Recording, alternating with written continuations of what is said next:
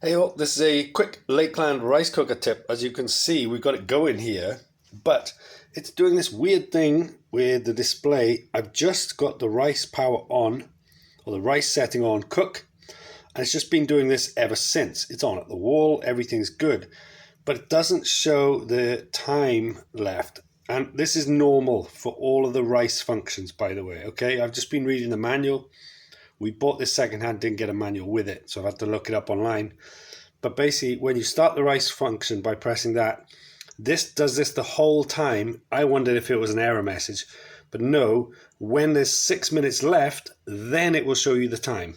So don't worry. And fast forwarding a few minutes, maybe 20 minutes, you'll see the timer come up with minutes remaining. There you go. That's what it actually looks like.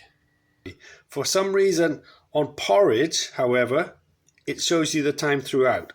Why the rice setting doesn't do that, I don't know. Maybe it dynamically changes, but just so you know, that's how it works with this Lakeland rice cooker.